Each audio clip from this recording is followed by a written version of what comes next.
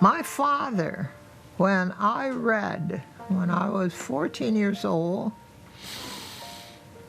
I set my soul unto the hereafter, and after many miles to speak, I returned and found myself my own heaven and hell. So I asked Daddy, what does that mean? He said, do you understand cause and effect? My father became a giant because he was telling me a truth. He didn't lie to me. And then he said, you create your own life. You're listening to Good Lives, Good Lives, a part of Deborah's social stimulus. Today, we hear about the life experiences of a remarkable woman, Dr. Necia Desiree Harkless, an educator, a musician, a poet, and a scholar. I was born in Detroit in 1920, and I have had the beautiful experience of no television, but the experiences that my mother brought. She was a musician, and my father was an experimental foreman at Ford's. So I lived a protected life and didn't know I was protected until I came here. Coming up in Detroit was a joy.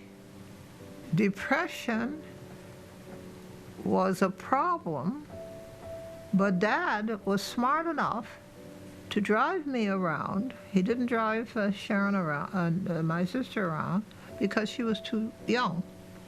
He would drive me around and show me the men in the yards under cardboard boxes and explain to me what their problems were.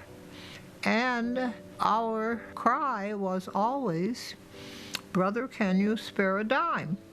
And that was for the soup and the soup kitchens.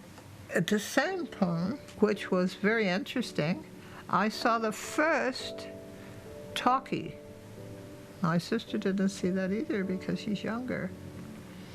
And there was Al Jolson on his knees in a black face and hands like this saying, "Climb up on my knees, sonny boy. I only say, sonny boy." And Daddy had explained to me about that also. So I'm growing up learning what is happening, you see, right at the first place.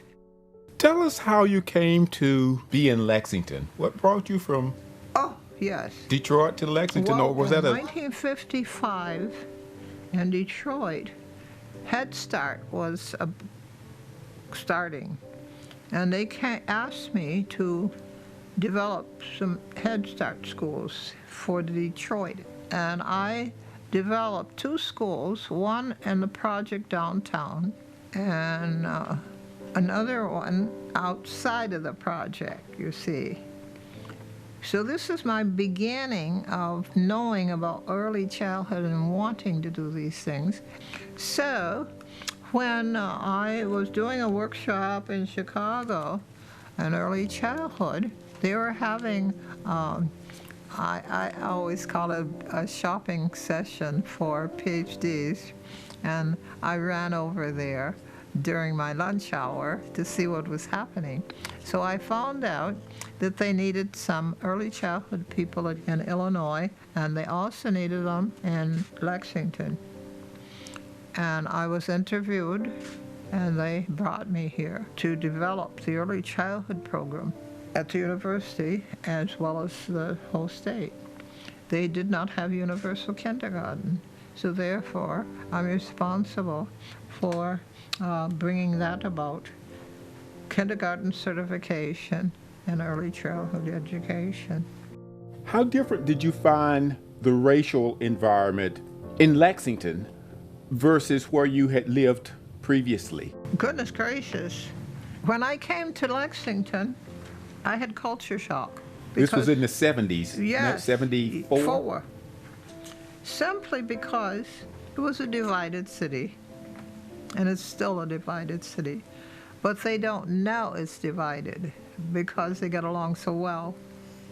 In fact, I even had a conference on racism alive and well in Lexington.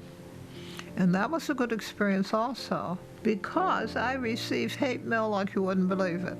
And I had a packet of it, and I went over to the police department to file a complaint. And the detective there said there was no one that could take my complaint, but he would let them know. Well, Sue Wiley calls me to be on the radio. When I went in, Sue said, they don't know anything about your filing a complaint at the police department. So I had the card. I said, you call this man and ask him. And he said, yes, but we don't bother with those cases. You see? Very casual, very casual.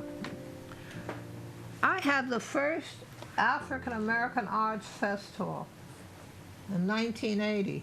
Here in Lexington, and I brought Dennis Brutus, who was at Northwestern, and he was put in jail in South Africa because of his attitude about sports.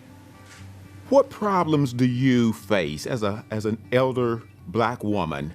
What problems do you face in this country that you would like to see changed? You know what I told my priest? What?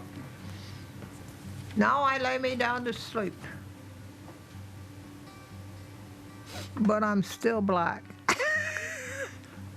It is not a problem. It is not a problem at all for me to discuss any of these things because I was grown to take care of it. My father's taught me to take care of it. Do you remember significant events that happened in your life and where you were? I was in the museum with my sister sitting on the floor, and Dago Rivero was putting up his paintings. Now that's significant. To see him paint was wonderful. So you're an artist? No. You don't describe yourself as an artist? I do not describe myself as an artist because I do not use it as a lifetime thing. Art for me is didactic, for teaching purposes.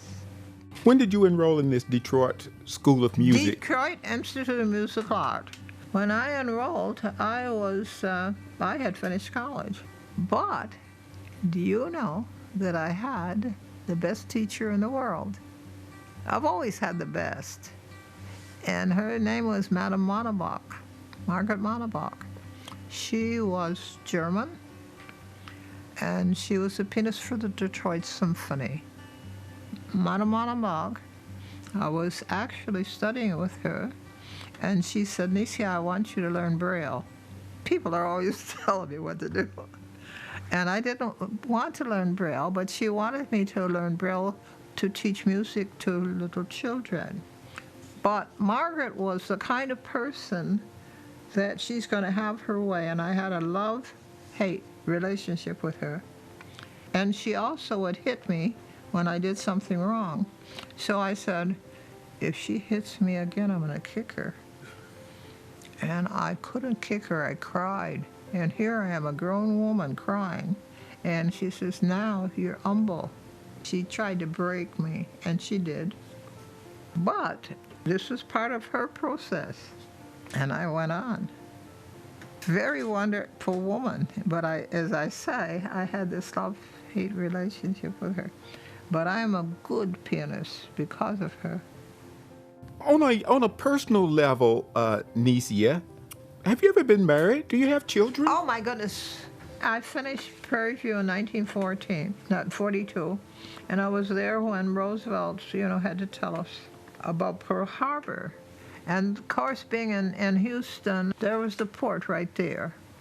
And so when he announced the war, all the girls were getting married because the men were going overseas. Now, a young man in my drama club asked me to marry him. And I said, I am not in love with you, but I can grow to love you. So it took place. And I find out that that's a very African thing, that They do not put these other things first. I became pregnant, and my husband came home. I don't think it was AWOL, but he did go AWOL. And whenever they would call, I would think that I knew they found him. But the problem was, when they did find him, I actually had a miscarriage. I cursed God, but I had to take it back. My husband developed an episode, schizophrenia, while he was over there. I had a second husband. I had a third husband. With every husband, I hit the books again, so that's where my degrees come from. I'm surprised I did not hear you mention your book. You told us earlier that you had authored a book. Oh, I have. Well, Tell us about you that. saw it. You've seen the book, haven't you? It's a book of poetry. Oh, yeah, that's a book of poetry, but I know I've written a book on Nubia. Essentially, this is the best work of my life because it's taken me 25 years, and I was with Dr. Adams, who was the archaeologist and so forth here. I discovered and rediscovered the greatness of Ethiopian figures. 25th dynasty were Ethiopians, Cushites. What do you consider your greatest and most precious accomplishment? I consider what I did here at UK and leadership in early childhood an achievement. And my greatest is a selfish thing, to be able to play an organ like the one that is over there. Because I thought men only played. When men would come and play the organs, they would shake the bricks of the churches and everything. And now I can shake the bricks in the churches and everything. And there are students that I've had that remember the things I've told them. And I've told them what my father told me. You know my philosophy. If you cannot add to it, do not detract from it. What would you like to see changed in Lexington, in the United States, and in the world? In Lexington, I'd like a better education system so that people can learn to make their own decisions and learn to think strategically, not on the slowest level.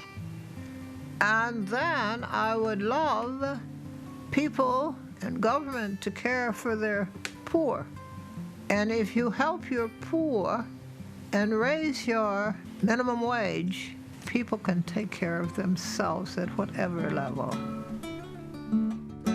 Thanks for tuning in. For more information, visit Good Lives, Good Lives on our website at deborahsocialstimulus.com. We leave you now with Necia reading one of her poems. Ageless, I stepped out of the sky, touched down into the sea, saw my image in the reflection of the sun. I was masked in shells to hide my essence, until cowries became a measure of exchange. One shell I gave for salt, another I gave for honey and bread, but many shells I gave to cover my dead. I leaped from cowries to gold in several eons, built temples and streets emblazoned in gold, my totem from Tyre to Timbuktu, my diapason won and my diapason sung on Beale Street in Bahia and Benin. Ageless, I spun back into the sky, touched the moon dust and proclaimed, we are one.